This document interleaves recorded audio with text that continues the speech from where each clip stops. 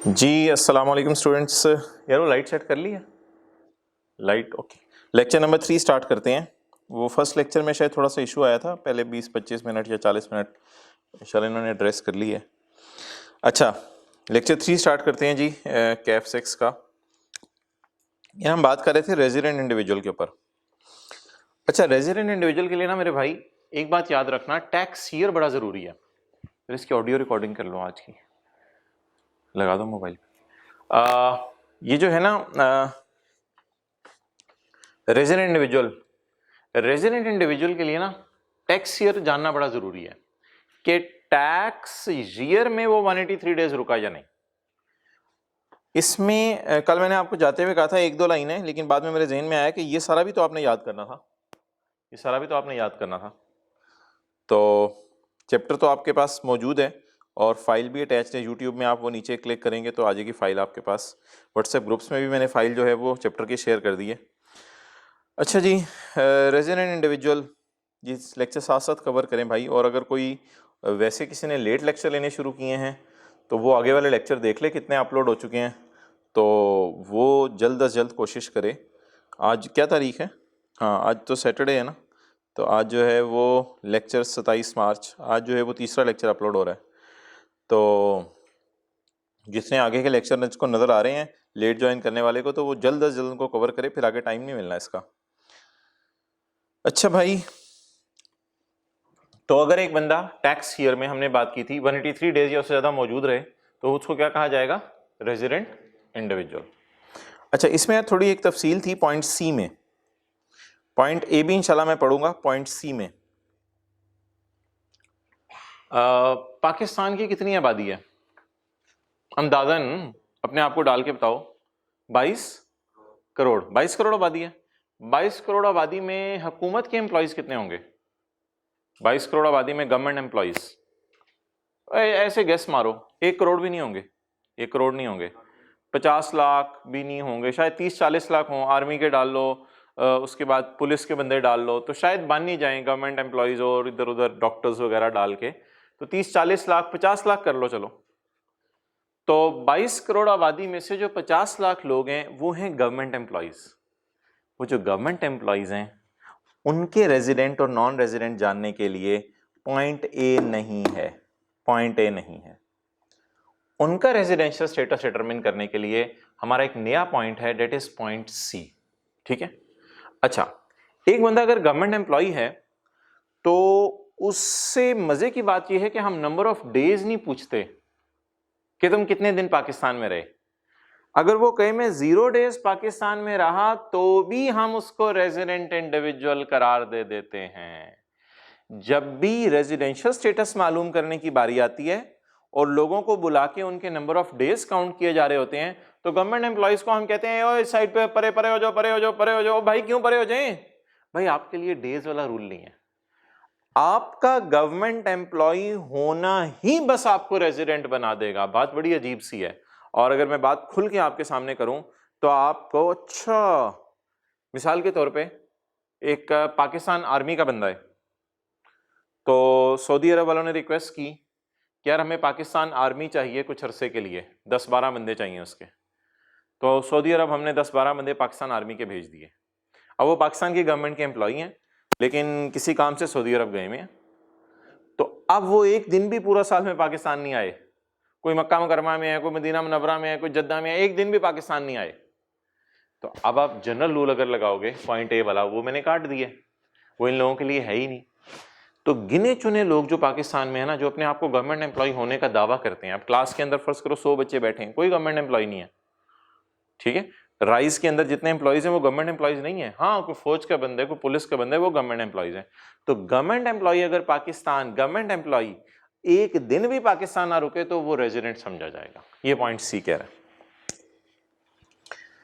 Is an employ और official employ है, ये ऑफिशियल है ऑफ अ फेडरल गवर्नमेंट और प्रोविंशियल गवर्नमेंट। बलूचिस्तान गवर्नमेंट का एम्प्लॉय भी हो सकता है, फेडरल गवर्नमेंट का भी हो सकता है, पंजाब गवर्नमेंट का भी हो सकता है। Posted abroad in the tax year, और उसकी पोस्टिंग बाहर के मुल्क हुई भी है, तो उसको क्या कह दिया जाएगा?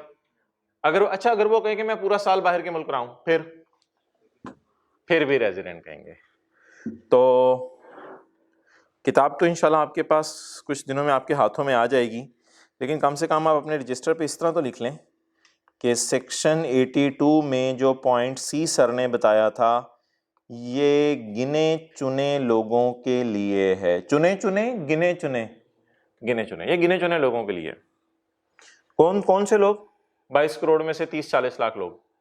अगर इनको इनमें से किसी को बाहर भेज दिया जाए तो इनके लिए फिर नंबर ऑफ डेज काउंट नहीं किए जाते।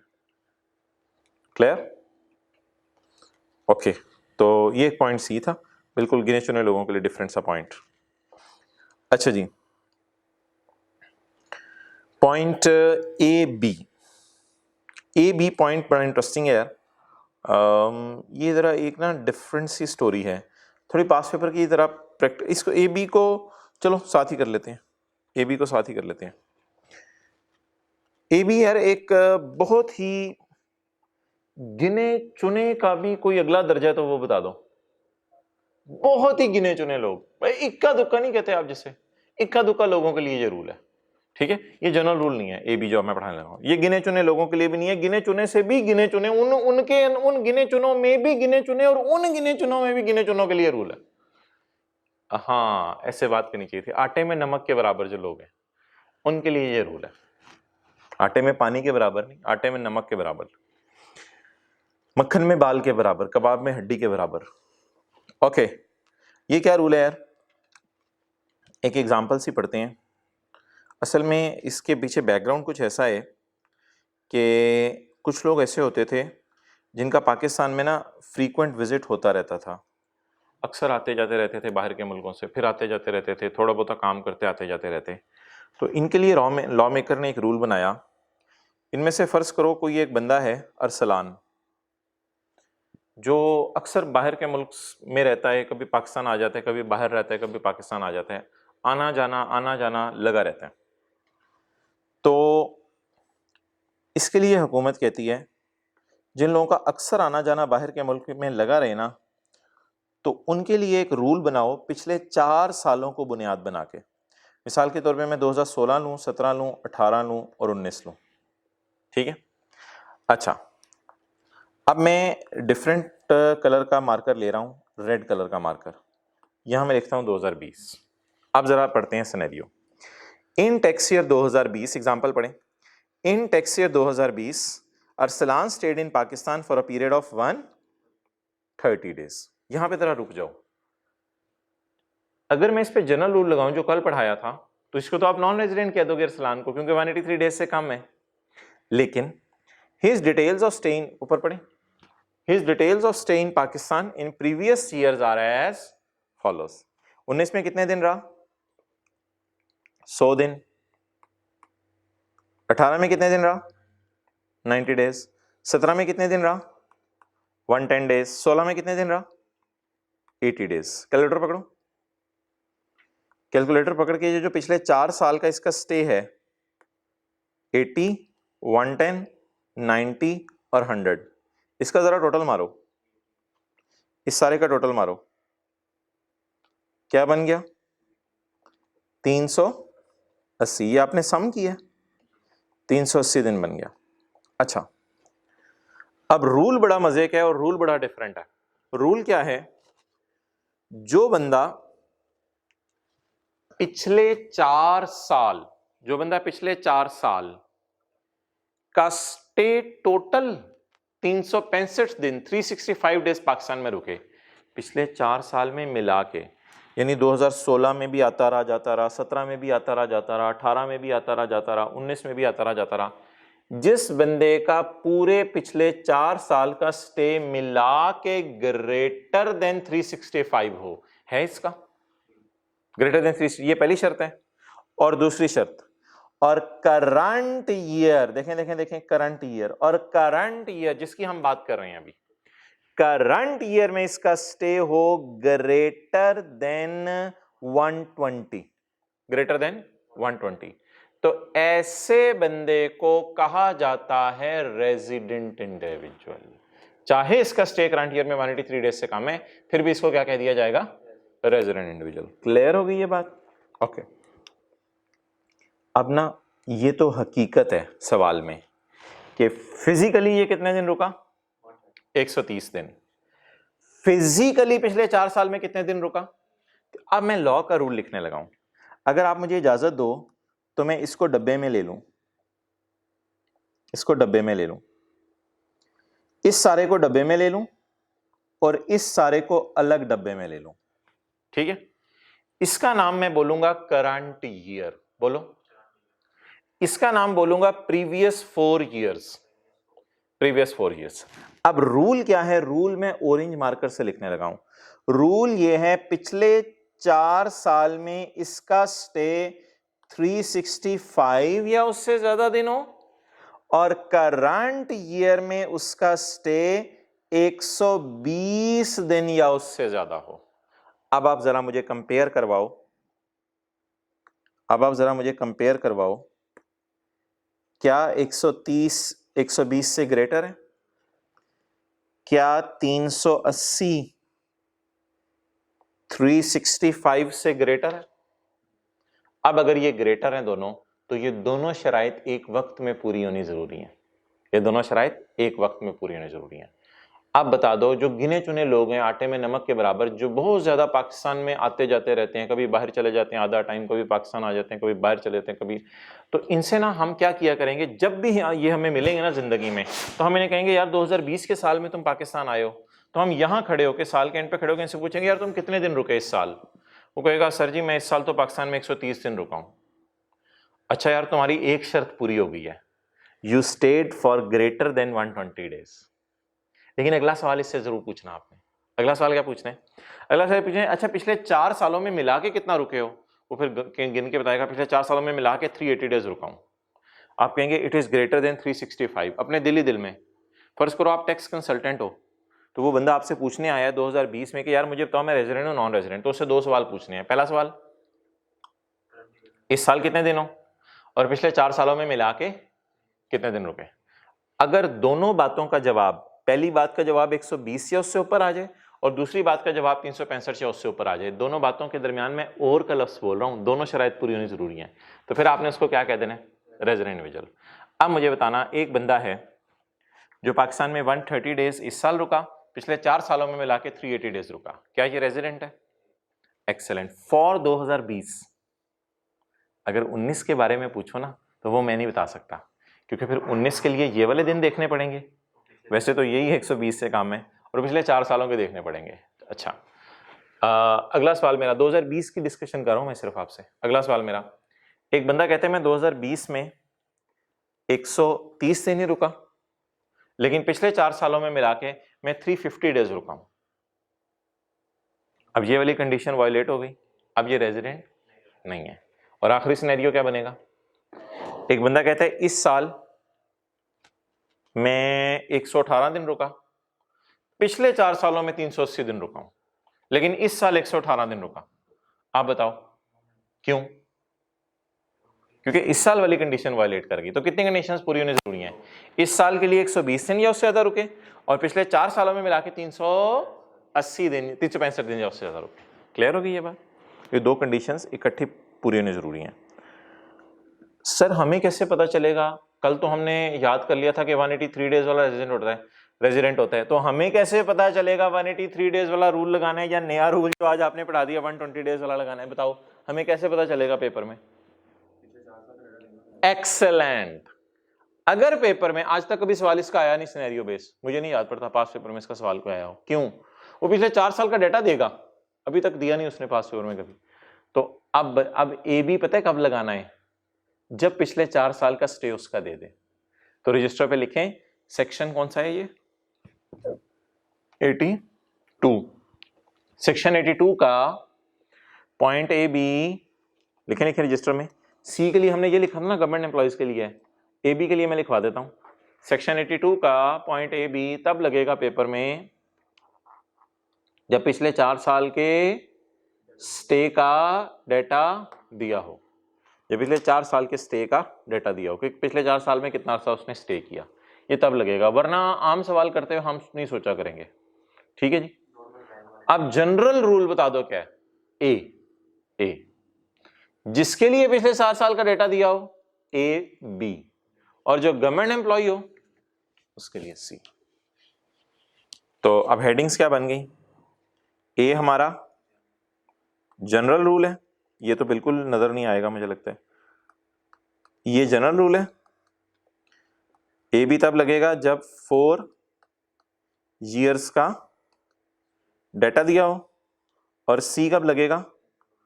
जब एक गवर्नमेंट एम्प्लॉय है।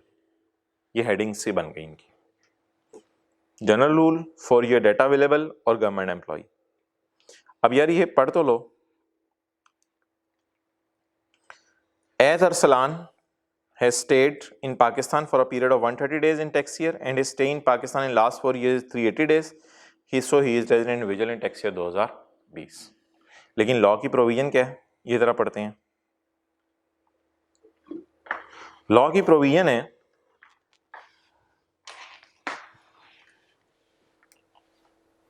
कि he is present in Pakistan for a period of or period amounting in aggregate to 120 days or more in the tax year, ये करंट ईयर की बात हो रही है। एंड was पिछले 4 साल के लिए was का लफ्ज यूज करेगा, और इसके लिए इसने कौन सा लफ्ज यूज किया है?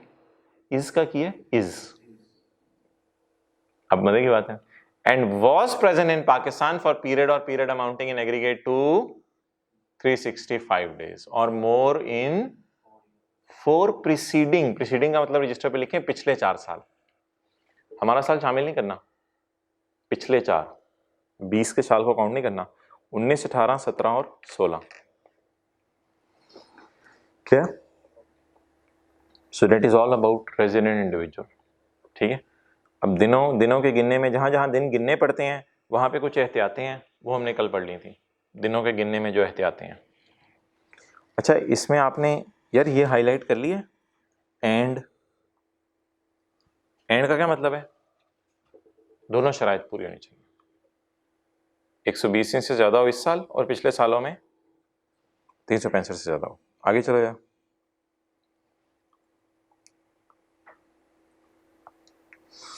अच्छा, कल आपको पता है हमारी कहानी कहां से चली थी? भूल तो नहीं गया? ये हमारी कहानी चली थी कि पर्सन इंडिविजुअल भी हो सकता है, पर्सन ईओपी भी हो सकता है, और पर्सन कंपनी भी हो सकती है। अच्छा, रेजिडेंट इंडिविजुअल के लिए हमने कौन सा सेक्शन अभी लगाया है? 82 नहीं यार, 83 नहीं है,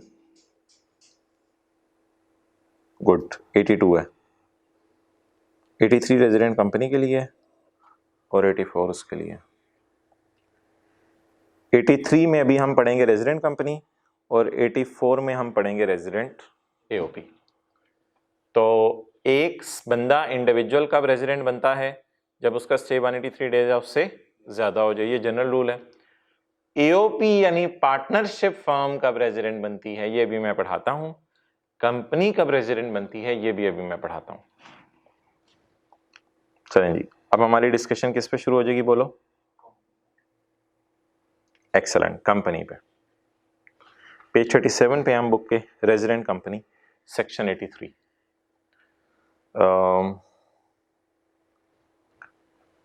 रेजिडेंट कंपनी से पहले रेजिडेंट एओपी जरा देख लेते हैं, फिर वो इंशाल्लाह बात समझ आ जाएगी आसानी से। 2-3 लोग हैं, पार्टनर्स हैं, असलम, अंजुम, कामरान पार्टनर्स हैं, और उन्होंने ये लाहौर में ना गार्डन टाउन में एक पार्टनरशिप फर्म खोल ली, और लॉयर हैं वो, तो लॉ सर्विसेज देते हैं। तो ये तो रेजिडेंट है, इसमें तो कोई मसला नहीं, ये फर्म तो रेजिडेंट है। अच्छा, एक फॉरेन फर्म है, फॉरेन लॉ फर्म। 2 पार्टनर्स हैं बाहर के मुल्क में, जॉन और एक का नाम है Simpson.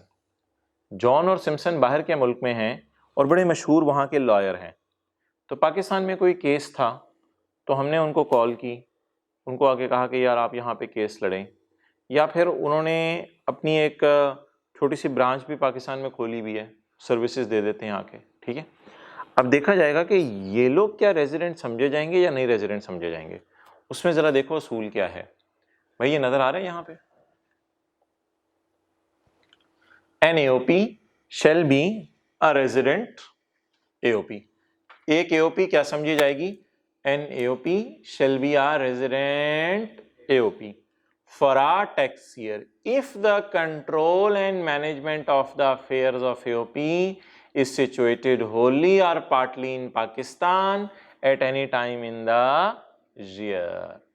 An AOP shall be a resident AOP for a tax year if the control and management is situated wholly or partly in Pakistan at any time in the year.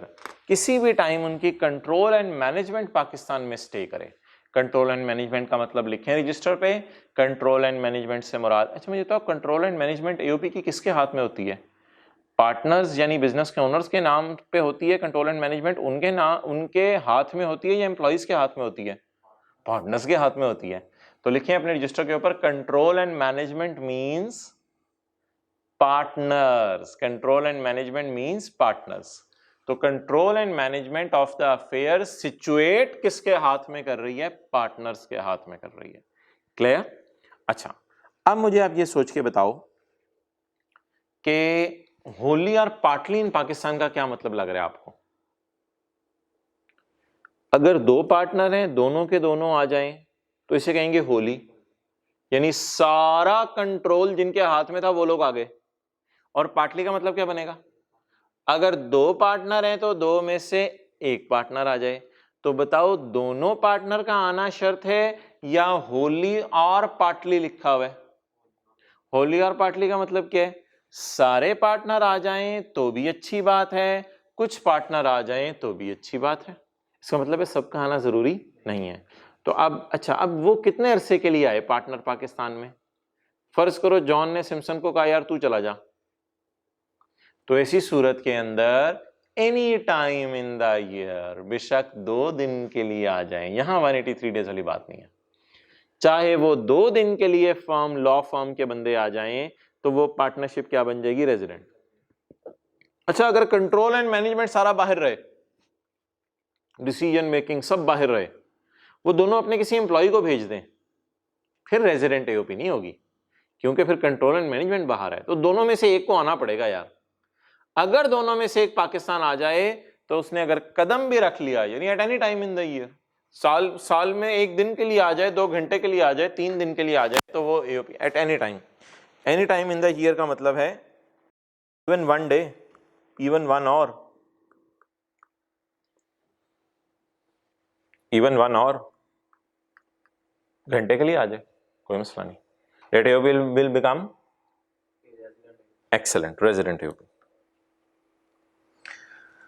Okay, an AOP shall be a resident AOP for a tax year if the control and management of the affairs of the AOP is situated wholly or partly in Pakistan at any time in the year. अच्छा हाँ, वो मैं बात करता चलूँ। इंशाल्लाह कोशिश है मंडे से आपको आपके लॉगिन मिल जाएं, लेकिन अगर आपके लॉगिन ना मिल सके तो मैं कोशिश करूँगा कि चौथा लेक्चर भी यूट्यूब पे अवेलेबल हो जाए।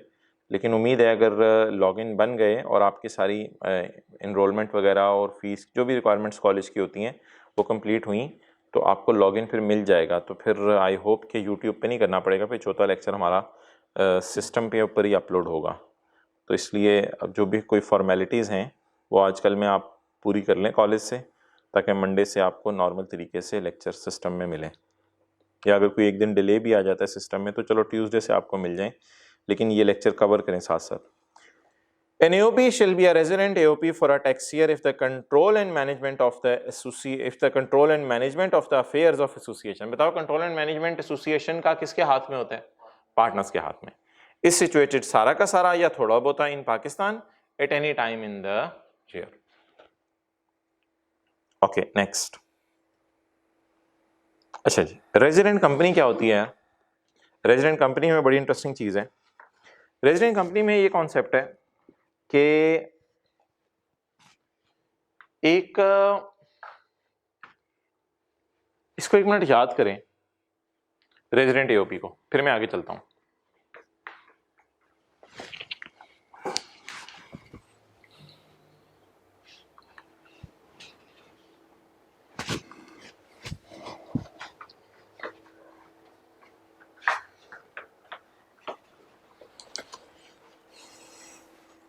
अच्छा, रेजिडेंट कंपनी क्या होती है? रेजिडेंट कंपनी वो होती है, a company shall be a resident company for a tax year if it is incorporated और फॉर्म्ड बाय और under any law in force in Pakistan. बोलो कौन सा लॉ है इस वक्त इन फोर्स पाकिस्तान में जो कि कंपनीज की इनकॉर्पोरेशन को देख रहा है? Excellent, companies act 2017। इसका पुराना नाम याद है आपको? कंपनीज ऑर्डिनेंस किस साल का था? 1984 का। ठीक है, तो a company shall be a resident company for a tax year if it is incorporated by or under any law in force in Pakistan. By का मतलब होता है वो कई दफा हुकूमत खुद कंपनी बना देती है कोई, और बाय लॉ या इनकॉर्पोरेटेड और फॉर्म्ड अंडर एनी लॉ, यानी वो हुकूमत ने तो नहीं बनाई लेकिन हमने कंपनी बनाई, जैसे होंडा एटलस कार है, पेल है, हमने खुद कंपनी बनाई लोगों ने मिलके और उन्होंने जाके लॉ में अपने आप को रजिस्टर करवा लिया। बाय और अंडर को कोई इतनी इंपॉर्टेंस नहीं है, लेकिन थ्योरी क्या तक याद करें। तो it is incorporated found by और under any law in force in Pakistan. तो पॉइंट ए की मिसालें अगर आप लिखना चाहते हैं, यानी 83 के ए की, तो होंडा एटलस कार्स, पीटीसीएल, ये सारी कंपनी लॉ में रजिस्टर्ड है, सारी पाकिस्तान की कंपनीज है, कंपनी लॉ में रजिस्टर्ड है। Okay, point B, the control and management of the affairs of the company is situated wholly in Pakistan at any time in the year। यहां जरा पकड़ो क्या चीज है, फोकस करो, दो बातें आपने नोट करनी है, दो बातें। एक्सेलेंट, जिन्होंने घर बैठ के सोचा है, control and management of affairs से उनके जहन में पार्टनर नहीं आने चाहिए थे, उनके जहन में डायरेक्टर्स आने चाहिए थे। ये बात बहुत कम लोगों के जहन में आई होगी कि control and management, share holders क्या तुम्हें नहीं होता? नहीं, शेयर होल्डर्स तो हजारों होते हैं, उनमें से जो 3-4 डायरेक्टर लोग चुनते हैं उनको कहा जाता है कंट्रोल एंड मैनेजमेंट इनके हाथ में है। तो control and management is situated wholly in Pakistan at any time in the year, eight any time in the year is situated Holi. ये बात तो सेम है पिछले वाली है, लेकिन होली का मतलब यहां बताओ। सारे के सारे पार्टनर आना जरूरी है। अबू बकर, सारे पार्टनर आना जरूरी है। उससे डायरेक्टर, सारे डायरेक्टर अगर आएंगे तो ये कंपनी रेजिडेंट बनेगी, अगर सारे नहीं आएंगे तो ये रेजिडेंट नहीं बनेगी। Clear? Okay, that's nice, very good. अब ये तो है ना बड़ी कड़ी शर्त है, सोचो, खामोश। ये तो बड़ी कड़ी शर्त है। क्या कड़ी शर्त है? कड़ी शर्त ये है कि यार सारे डायरेक्टर पाकिस्तान आए। अब डायरेक्टर 6 हैं, 6 के 6 डायरेक्टर अगर पाकिस्तान आ जाएं तो कंपनी पता नहीं जॉन सिम्पसन और कैनेडी और लारा और पता नहीं कौन कौन, वो सबको पाकिस्तान आना पड़ेगा। इसलिए कंपनीज ना बहुत मुश्किल होता है कि रेजिडेंट बनती हैं। ये जो बाहर की, चाइना की अक्सर कंपनीज आई हुई हैं पाकिस्तान में, कोई प्रोजेक्ट लिए हुए इन्होंने सड़कें बनाने का, ब्रिज बनाने का, तो ये कंपनीज नॉन रेजिडेंट ही होती हैं क्योंकि इनके डायरेक्टर पाकिस्तान नहीं आते। आ भी जाएं तो 10 में से कोई इक्का दुक्का या 4 में से कोई 1-2 आ जाते हैं, सारे नहीं आते। लेकिन अगर सारे आ जाएं, बिल फर्ज किसी को बड़ा प्रोजेक्ट लें, सारे आ जाएं किसी भी टाइम साल में, तो चाहे 1 घंटे के लिए आ जाएं, तो ये क्या बन जाएगी? Resident company. इससे ज़्यादा तफसील आपको नहीं, कुछ बच्चे पता नहीं क्या सोचने लग जाते हैं, सारे कब आएँ, कैसे आएँ, ज़्यादा तफसीलात जितना आपके स्कोप में मैं आपको पढ़ा रहा हूँ। ओके, तो यहाँ सिर्फ पेपर में होली का लफ्ज़ आपने ढूंढना है, सबका आना ज़रूरी है। ठीक है, अच्छा एक चीज़ मैं आपसे ज़रूर पूछना चाहूँगा, वो ज़रा बता देना। यहाँ तक हमें बात क्लियर हो गई। पहली बात, जो पाकिस्तान के लॉ में रजिस्टर्ड है वो तो है ही क्या? वो कुर्सी दो, जो पाकिस्तान के लॉ में रजिस्टर्ड है वो तो है ही क्या? Resident company. और जो पाकिस्तान के लॉ में रजिस्टर्ड नहीं है उसके लिए क्या देखना पड़ेगा? कि उसके डायरेक्टर्स कहाँ पे हैं। अगर डायरेक्टर्स उसके आ जाते हैं पाकिस्तान में तो वो क्या बन जाएगी? सारे डायरेक्टर रेजिडेंट बन जाएगी। अच्छा यार, अब एक बात जो मैं आपसे करना चाह रहा हूं, जरा उसको गौर से सोचना कि एक कंपनी है वो बाहर की है, बाहर के मुल्क की कंपनी है, जैसे कोक है। कोक ने यहां पे एक ब्रांच ओपन की, उस ब्रांच को कोक ने कंपनी लॉ के तहत फॉर्मेलिटीज पूरी करके रजिस्टर करवा लिया, असल में इसके कुछ फायदे भी मिलते हैं।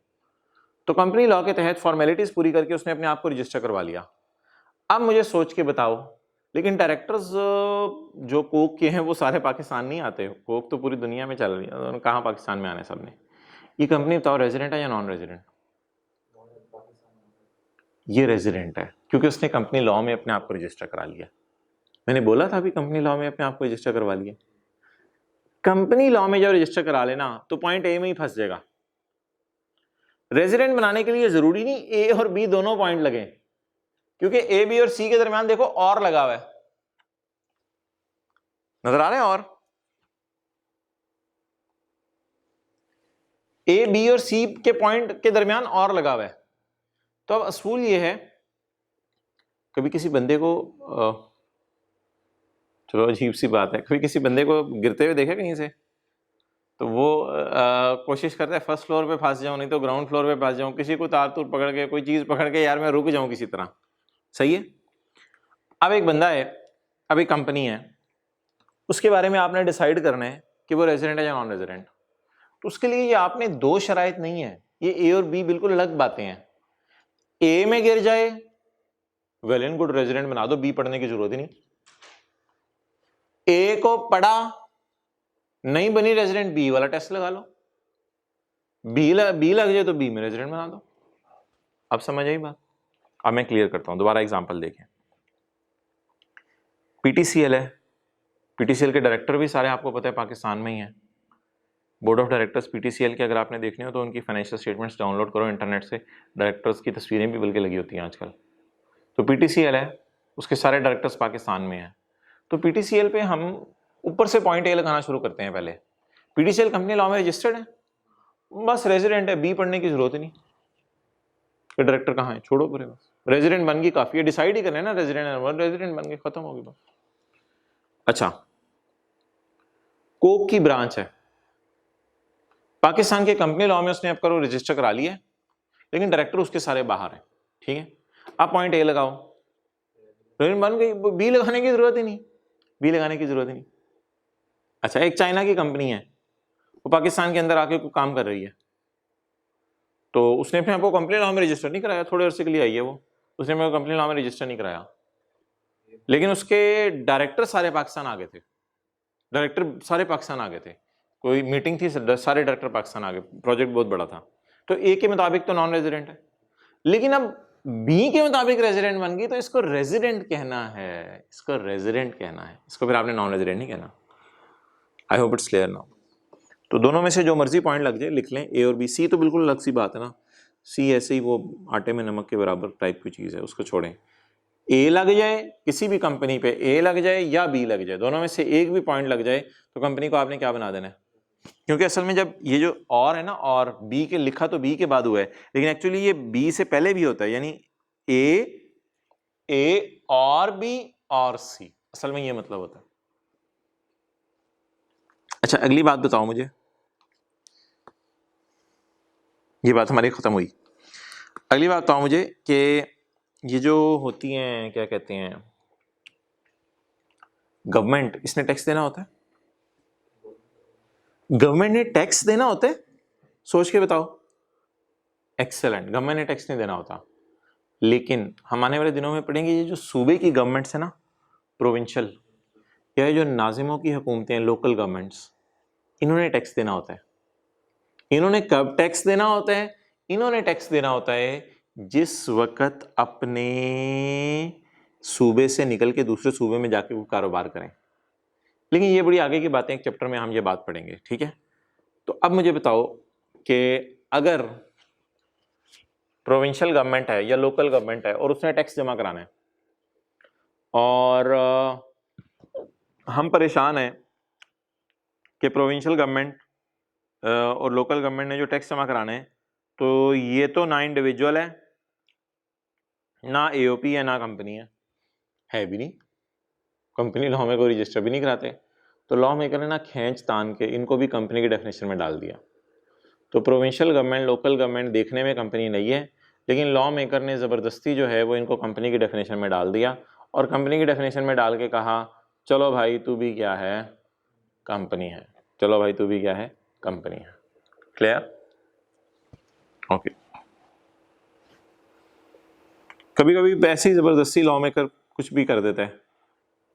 कोई क्रिकेट टीम थी, ठीक है, वो क्रिकेट का मैच खत्म हुआ तो पीसीबी वालों ने उनको बस अरेंज करा के दी हुई थी, तो वो बस पे जाने लगे। तो वहीं पे एक बंदा आ गया, वो कहता है यार मैं भी पीसी होटल जाना है, ये बाकी टीम भी पीसी। ओए तू क्या है?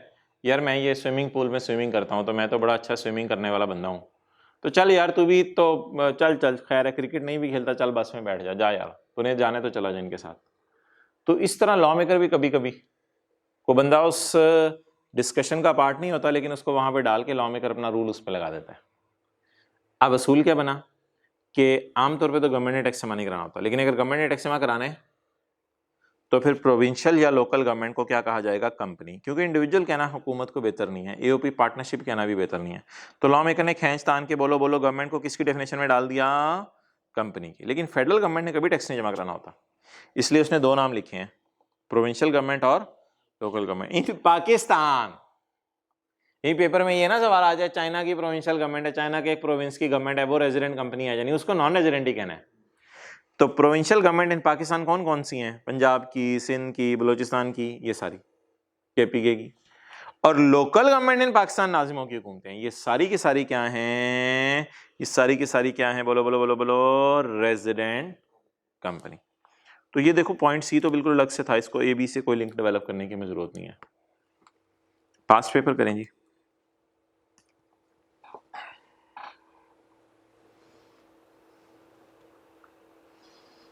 पढ़ो यार 17 का 2।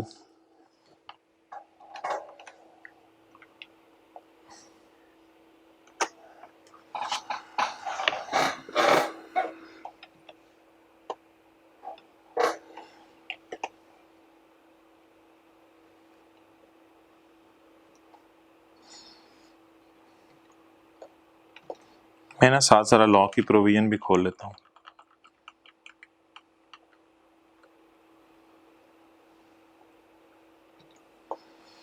अच्छा चलो जी 17 का 2 पढ़ो यार। खलील एन ऑफिसर, ये 1 हो गया था ना उससे। Khalil an officer working at ministry of foreign affairs since last 3 years was posted to Pakistan's mission। Pakistan का कोई काम था जिनेवा में, उसको वहां पोस्टिंग कर दी, उसकी जगह अगस्त से 30 जून तक। अच्छा टैक्स ईयर कौन सा? सवाल की रिक्वायरमेंट पढ़ो 2013। इधर देखो व्हाइट बोर्ड पे, टैक्स ईयर 2013 है। शुरू कब होगा? एक्सेलेंट। खत्म कब होगा? क्लियर? मुझे ये बताओ कि ये 12 महीने में इसका स्टे बाहर के मुल्क में कितना है? मुझे येलो हाईलाइटर से हाईलाइट करवाना है आपने। Khalil an officer since last 3 years was posted to Pakistan's mission in Geneva from 1st August to 30 June 13। From 1st August, 1st अगस्त यहां से बनेगा कहीं से, 1st अगस्त टू 30 जून 13, ये कितने महीने बने? 11 महीने। 11 महीने में डेज 183 डेज या वॉज पोस्ट, ये 183 डेज या उसे ये 183 डेज छोड़ो, ये पाकिस्तान में सिर्फ 31 डेज रहा है, 11 महीने जिनेवा रहा है। अब अगर 11 महीने जिनेवा रहा है तो बताओ ये रेजिडेंट है या नॉन रेजिडेंट? 4 साल वाला रूल नहीं लगाना इस पे, वो तो 4 साल का डाटा नहीं दिया हुआ। रेजिडेंट क्यों कह रहे हो?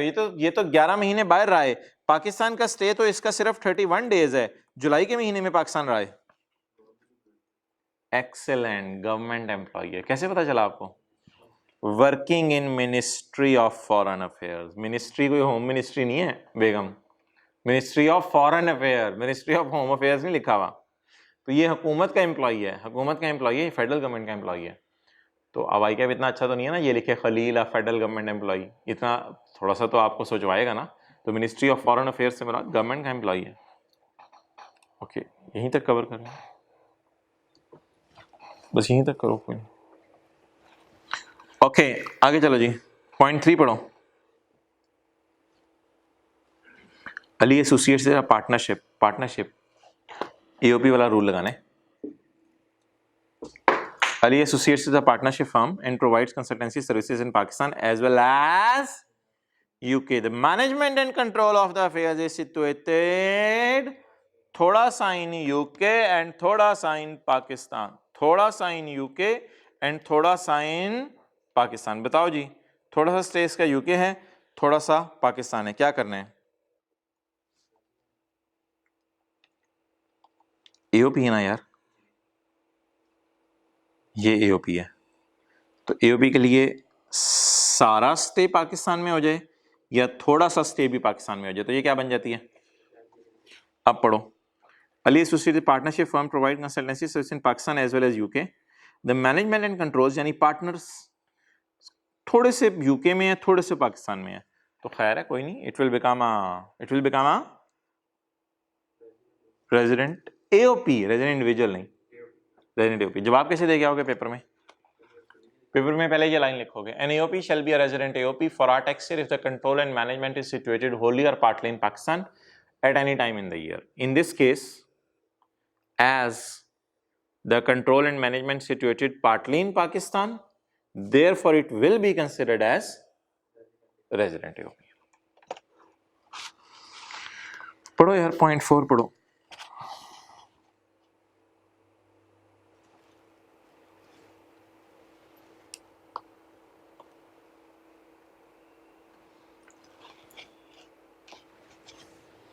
अच्छा, हमारा साल यकम जुलाई 12 को खत्म हो रहा है, 30 13 को खत्म हो रहा है. स्मिथ नाइजीरियन फुटबॉल, छोड़ो बड़े नॉन रेजिडेंट होगा, स्मिथ के नाम से ही पता चल रहा है नॉन रेजिडेंट. नहीं नहीं नहीं, नाम से कोई नहीं, नाम की बुनियाद पर डिसीजन नहीं लेना, ना सिटीजनशिप की बुनियाद पर डिसीजन लेना है. Smith Nigerian football coach came to Pakistan 28 February 13. Came to Pakistan 28 February 13. इधर देखो, येलो हाईलाइटर. ये जुलाई, अगस्त, सितंबर, अक्टूबर, नवंबर, दिसंबर, जनवरी, फरवरी, मार्च, अप्रैल, मई, जून. फरवरी में किधर आया जी?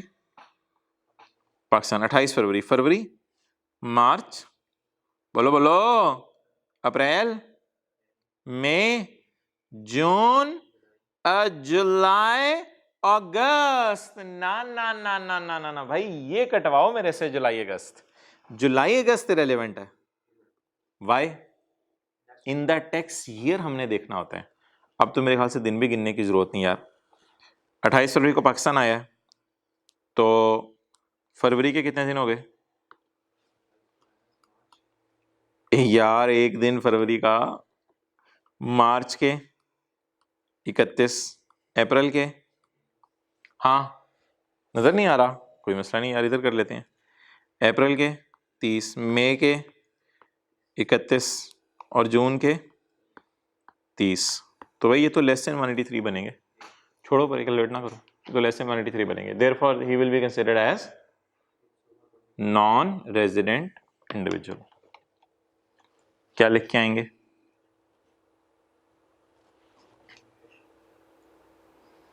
ये वाला पॉइंट लिखेंगे ना, ये वाला. An individual shall be a resident individual if the individual is present in Pakistan for a period amounting in aggregate to 183 days or more in the tax year. In this case, his stay is for itne din, so he will be considered as non-resident individual. Enjoying? Okay.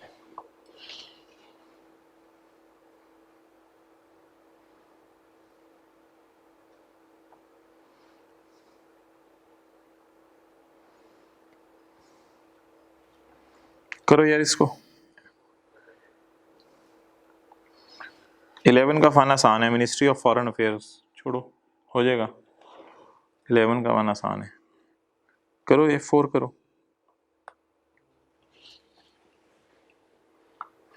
ऊपर tax year देख लो कौन सा है, 2011. Farooq trading LLC. और ये LLC पता है क्या होगा? Limited liability company. तो आगे लिखा हुआ है, लेकिन इससे हमारे डिसीजन पे कोई फर्क नहीं पड़ेगा. हमारे अपने ही रूल है, वो हम अपना रूल देखते हैं. Farooq trading company LLC was incorporated as a company. अब बताओ इंडिविजुअल का रूल लगेगा यूपी का, कंपनी का? अब मेरे जहन में कौन सा सेक्शन आना चाहिए? एक्सेलेंट, 83. 83 वाला सेक्शन हमारे सामने होना चाहिए। Incorporated as limited liability company in UAE, incorporated in UAE। अब लगाओ पॉइंट ए। पॉइंट ए तो नहीं अभी लगेगा, पॉइंट ए के मुताबिक तो छोड़ो, बी लगा के ना फिर फाइनल डिसीजन लेंगे। अभी ए लगा के डिसीजन ना ले लो, ए लगा के डिसीजन ना ले लो, अभी बी लगाते हैं, फिर बी लगा के डिसाइड करते हैं। अच्छा बी लगाओ यार भाई, एक 10 पे इंशाल्लाह, 10-12 पे। हो पढ़ यार। The management and control of its affairs are situated wholly in Pakistan. And control सारा का सारा पाकिस्तान आगे बैठा हुआ है। अब बताओ यार, अजीब कंपनी है वैसे, बहुत कम कंपनी जैसी मिली है जिंदगी में हमें। तो होली सारा का सारा पाकिस्तान आके बैठा है मैनेजमेंट कंट्रोल। बताओ क्या करेंगे? ये कंपनी क्या बन जाएगी? Resident company. एक्सेलेंट।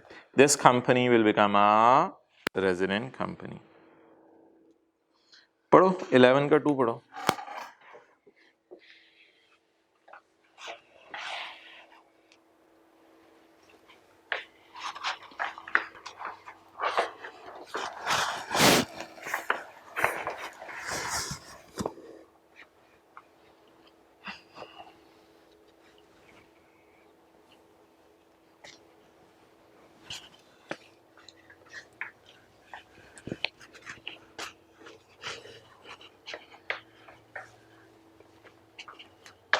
हाँ जी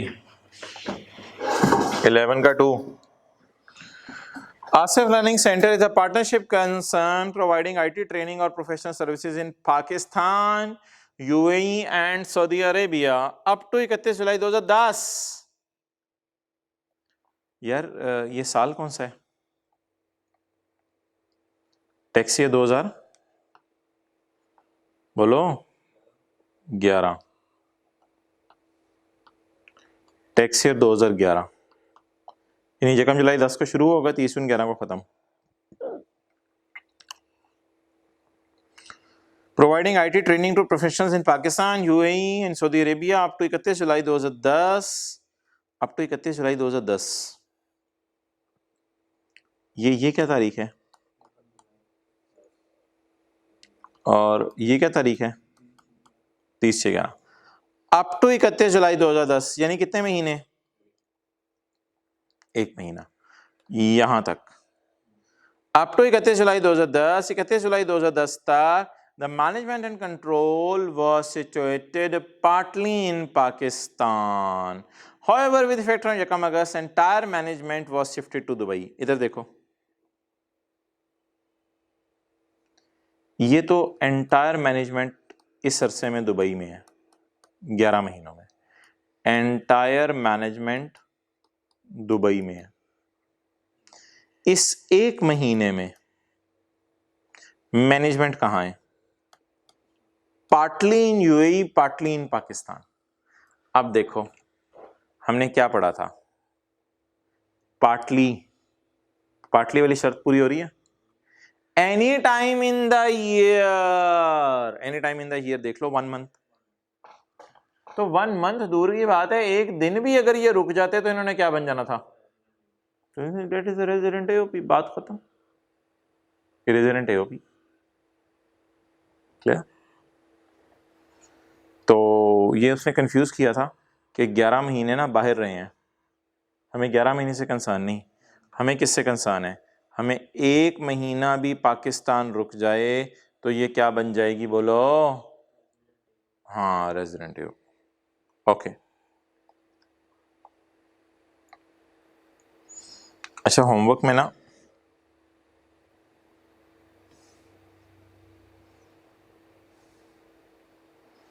अब आपने कराने ये वाला पॉइंट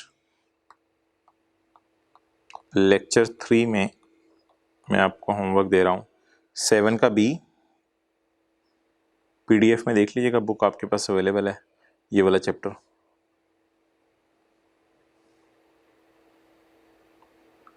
और 24 ये लेक्चर 3 में आपका होमवर्क है। क्लियर? चलें जी आगे चलें भाई। It was all very interesting.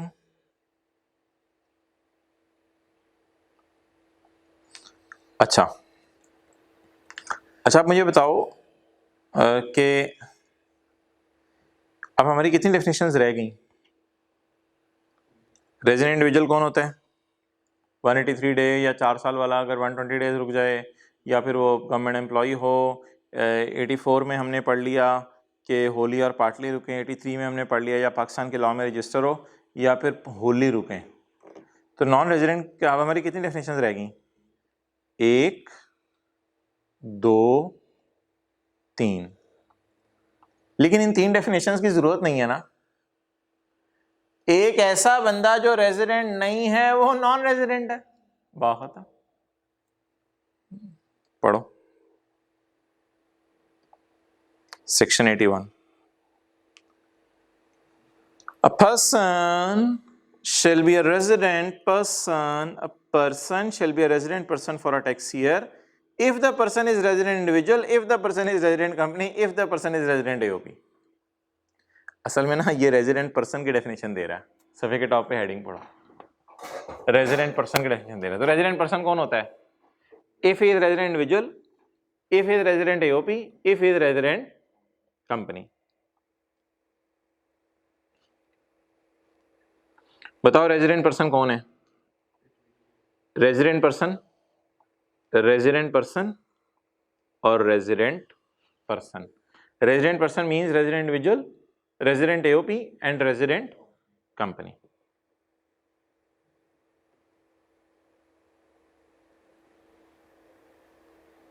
Page 36 है बुक का। A person shall be a resident person for a tax year if the person is a resident individual, resident company, resident AOP or the federal government। Federal government को क्यों इसने resident person कहा है? यार असल में ना इसने टैक्स तो जमा नहीं कराना फेडरल गवर्नमेंट ने, लेकिन इसलिए रेजिडेंट है फेडरल गवर्नमेंट क्योंकि गवर्नमेंट,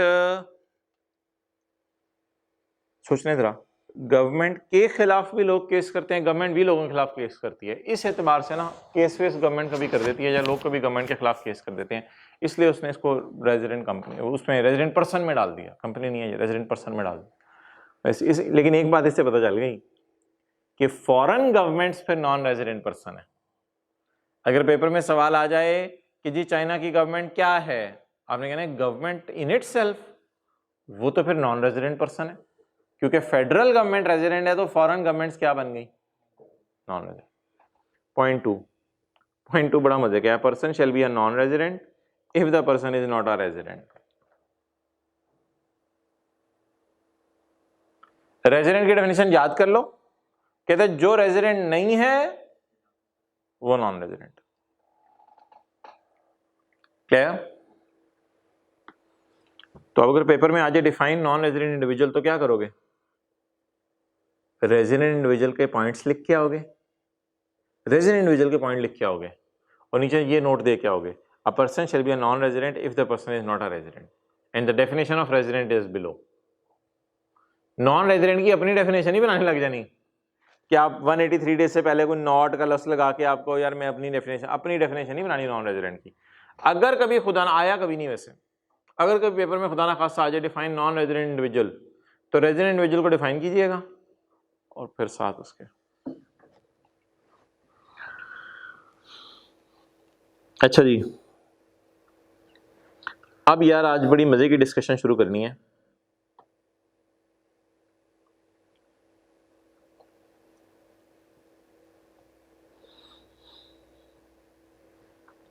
टैक्स कैसे कैलकुलेट करते हैं? कौन सा पेज है बुक का? 30। टैक्स कैसे कैलकुलेट करते हैं?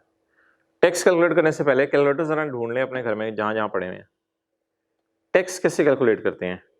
टैक्स कैलकुलेट करने के लिए ना पहली बात ये सुन लो कि व्हाइट बोर्ड पे देखते रहना कि एक बंदा जो पाकिस्तान में इनकम्स कमा सकता है ना, मिसाल के तौर पे एक साहब हैं mister Kamran,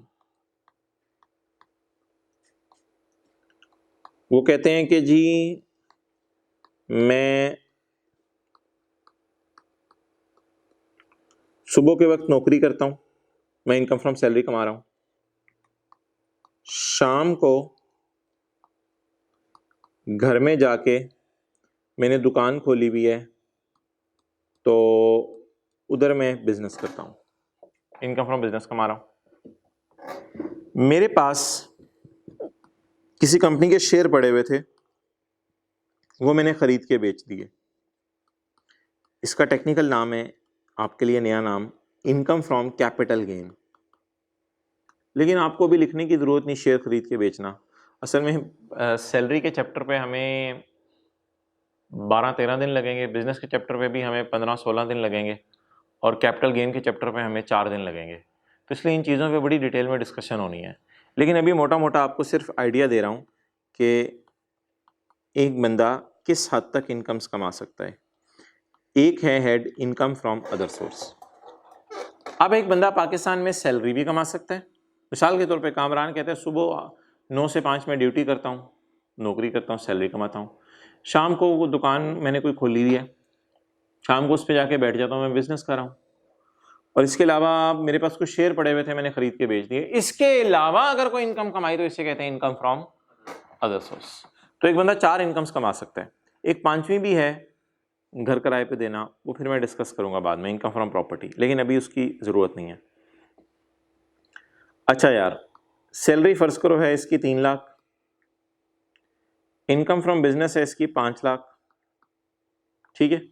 capital gain income इसकी है 50,000, और इनकम फ्रॉम अदर सोर्स है इसकी 10,000। क्लियर?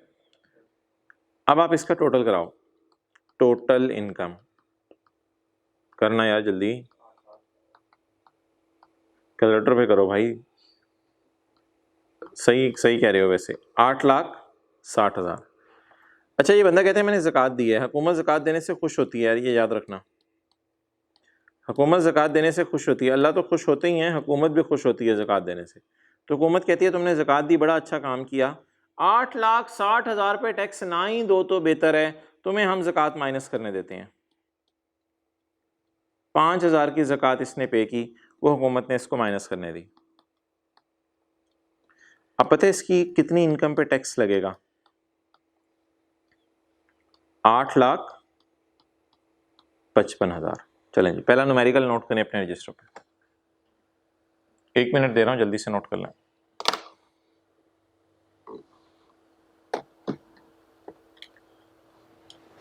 Be quick.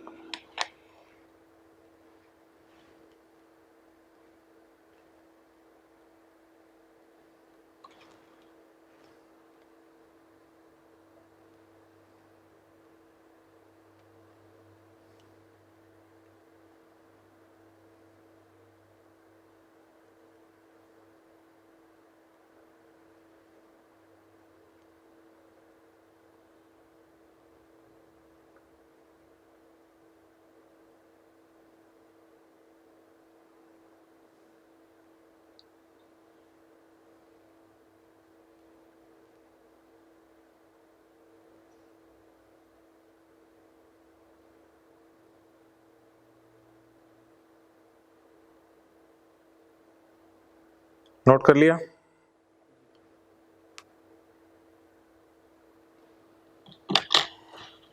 अच्छा,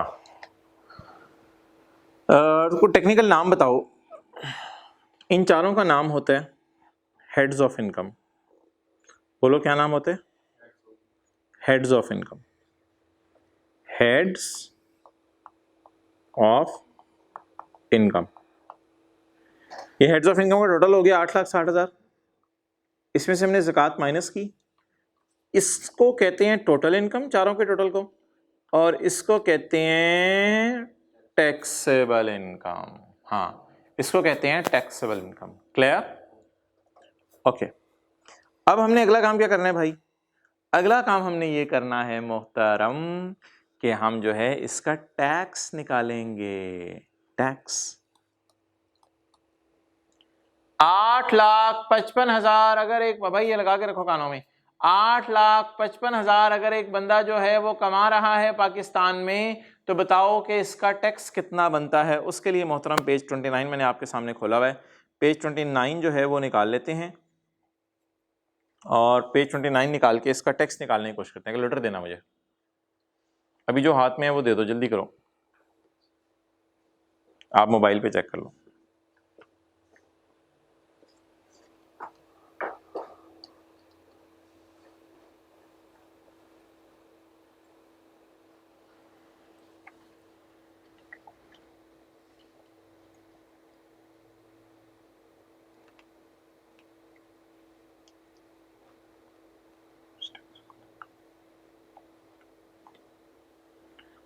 चलो जी, ये टेबल देखो यार, आज पहली दफा मैं आपको टैक्स रेट निकालना सिखाने लगा हूं। पॉइंट 1 पढ़ो, क्या समझ आ रही है? Where taxable income does not exceed 4 lakh 0%। जिन लोगों की पाकिस्तान में इनकम 4 लाख या उससे कम है, बता दो उनका टैक्स कितना बनता है। एक्सेलेंट। अच्छा एक बात आपसे करता चलूं मैं, सिक्योरिटी गार्ड की कितनी तनख्वाह है? 20-25 हज़ार मेरे ख्याल से चलो होगी। 20 हज़ार को जरा मल्टीप्लाई करो 12 से, 2,40,000। तो सिक्योरिटी गार्ड की इनकम 4 लाख से कम है, इसलिए सिक्योरिटी गार्ड ने पाकिस्तान की हुकूमत को टैक्स जमा नहीं कराना। ये बात आपको पहली दफा आज पता चली। अच्छा, where taxable income exceed 4 lakh but does not exceed 6 lakh. देखो हमारी तो 6 लाख नहीं है, हमारी तो 8,55,000 है। Where taxable income exceed 6 lakh but does not exceed 12 lakh. अब आपको क्या फीलिंग आ रही है कि हमारे लिए ये सारे रेट इररेलेवेंट हैं, हमारे लिए जो रेलेवेंट रेट है वो सिर्फ इस सीरियल नंबर में है। Do you agree with me और नॉट? वाई? क्योंकि हमारा जो बंदा है जिसकी भी हम इनकम निकाल रहे हैं, उसकी इनकम 4 लाख से ज्यादा है, 6 लाख से भी ज्यादा है, इसलिए 0.3 लगेगा, यानी 6 और 12 के दरमियान में। तो अगर एक बंदे की इनकम 6 लाख और 12 लाख के दरमियान में आ जाए तो उस पे सीरियल नंबर बोलो कौन सा लगेगा? 3। बोलो बोलो, सीरियल नंबर कौन सा लगेगा? 3 लगेगा। तो इस पे सीरियल नंबर 3 लगेगा। क्लियर? अच्छा ये क्या है, टैक्स निकाल लोगे यार? 10,000 जमा 10% ऑफ अमाउंट एक्सीडिंग 6 लाख, निकाल लोगे टैक्स? ट्राई करो। 10,000 इसने देना ही देने, जमा 10% of amount exceeding 6 lakh. 6 lakh से ऊपर जो अमाउंट बन रही है उसका 10% देना है। टैक्स निकलवाओ आप जरा।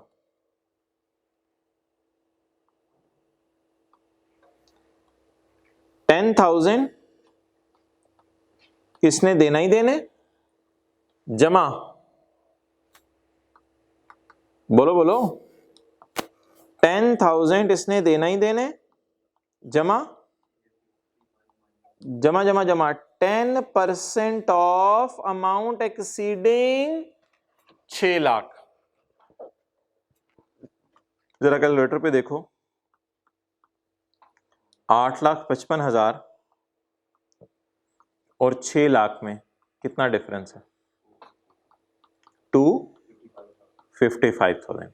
यानी ना असल पता है बात क्या है, 6 लाख से ज्यादा कितना कमा रहा है, ये वो पूछ रहे हैं।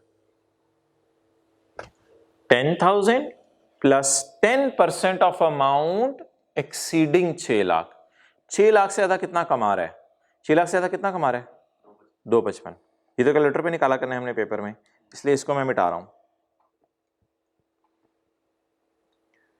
10% लो आप 2,55,000 का,